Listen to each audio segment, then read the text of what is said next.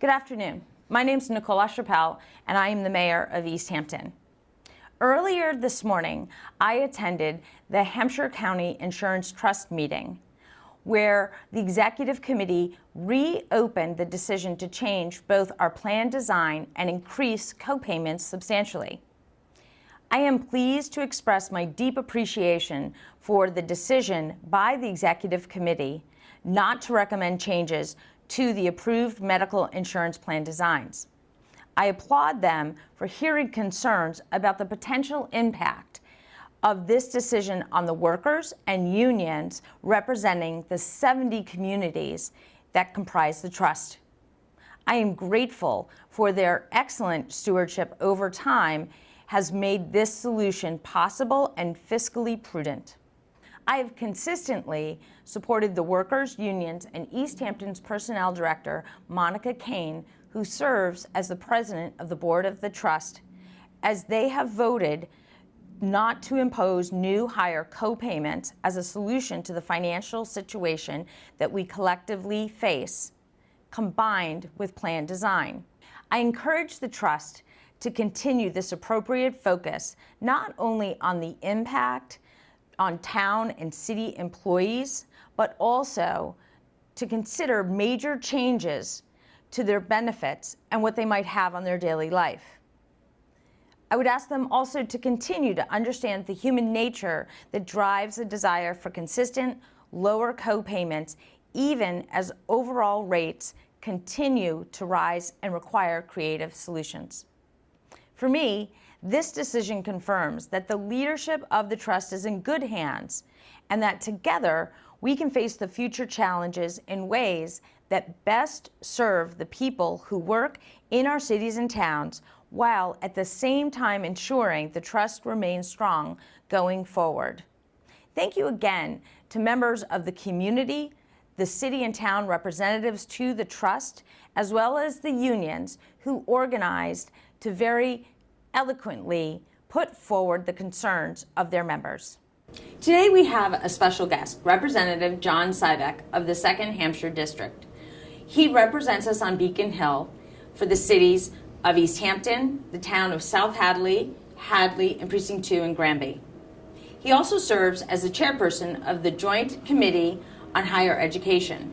After serving the district for 16 years, Representative Cybeck announced his decision not to run earlier this year.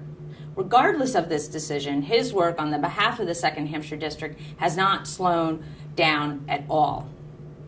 Representative Cybeck, welcome. Thanks. And thank you for your time. My pleasure. The first question I have is, after serving 16 years, have your legislative priorities shifted from when you started and now as you're winding down your long career as public service? Yeah, they do really shift. I mean, what ultimately happens is you may go in with some ideas. And so initially, I think some of the things that we focused on were prescription drug costs for seniors. Yep. There was the Prescription Advantage program. Governor Romney at the time was cutting funding for that. So that was an issue. And what evolved over a period of time were a lot of services for persons with disabilities. Now, for me, I mean, my major in graduate school was in developmental disabilities, so I had this affinity and started learning about things like a lack of funding for persons with hearing aids, and I wear hearing aids, so I could relate to that issue. Right. Mass health funding was cut in terms of dental services, so a lot of that stuff started to happen. Right. And it evolved over a period of time. And now as things wind down, you realize that this is the last year of everything. So you've got to get it in the budget this year. You've got to get the legislation through. And while people may think, well, you know, you're near the end and you're winding down, you must be taking it easy. No, you're actually working harder to make sure that you can get those things finished. If they don't get finished, I'm confident that whoever replaces me, and there's some great candidates, will be able to pick the ball up and continue in some of these directions. So as you're looking at this last legislative session, what are your key priorities? What do you see doable as we're going through budget season and then the rest of your term? Well, I mean, budget season is the time when you can say, you know, do I get some lovely parting gifts? Other things that my district can get in the budget this year is kind of a thank you very much for 16 years of service. And it's not beneath me to actually think that way and ask for it. So that's significant. I've also got some bills dealing with the higher ed committee. So one of the things in particular is health insurance for adjunct faculty. Something like 3/4 of our faculty members at state colleges and universities, and particularly community colleges, are adjunct faculty. And those individuals really need the opportunity to purchase health insurance just like you and I do. And so that's one of the goals before we end. And then there are a few other bills that have been kicking around for years.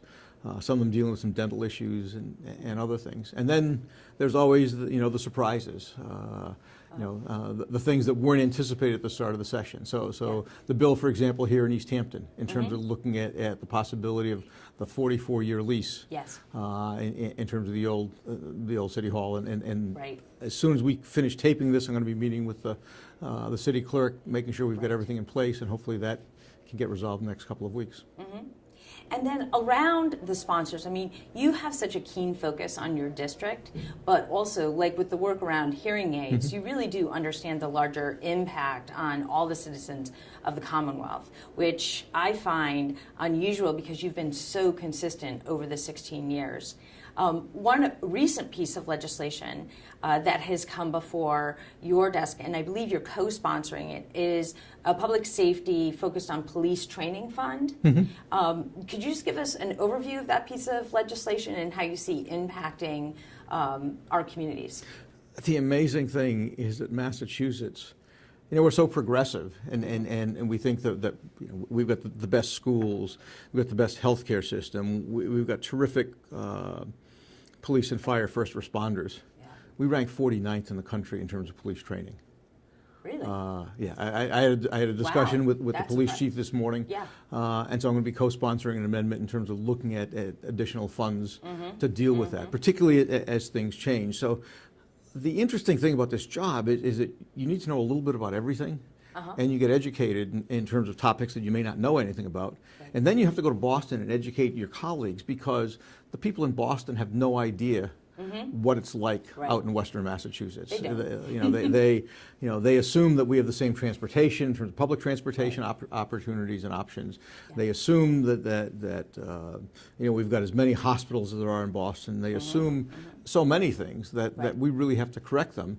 But it also takes us, and what I mean by that is the entire Western Mass delegation, to work together, because there are more legislators who represent the city of Boston than there are who represent the 4 western counties of Massachusetts. Wow. So unless we work together, and that goes across party lines, so Senator Humison, the Republican, with me, Yes. the Democrat, unless we can work together and really advocate for our region, Right. we may ultimately lose in the long run. So shifting focus a little bit, and you said it earlier, you have said several times when I've seen you in the community, this is the last year of everything. And have hinted maybe you're going to write a book around that. I have to ask, will there be a book? It might be. Who knows? But I'll make sure that I change the names to protect the innocent. So you'll be well protected. No, I'm not sure what's going to happen. Everybody knows I'm moving to Florida. I may wind up teaching again. Okay. When I moved here 37 years ago, I actually within the first year got an adjunct appointment at UMass and taught at UMass for 10 years, and I may do that. I may just Do you see more public service in your future down in Florida? Possibly. Politics in Florida are a little bit different than Massachusetts. I've heard. And so yeah. So I've read. we'll see what happens. We'll see what Great. happens. Well, I hope before you move to Florida, you can come back and talk to us a little more about your work in the legislature, what we can anticipate in the next few years. Sure. Great. Happy to do it. Thank you very much. Thanks. Thank you.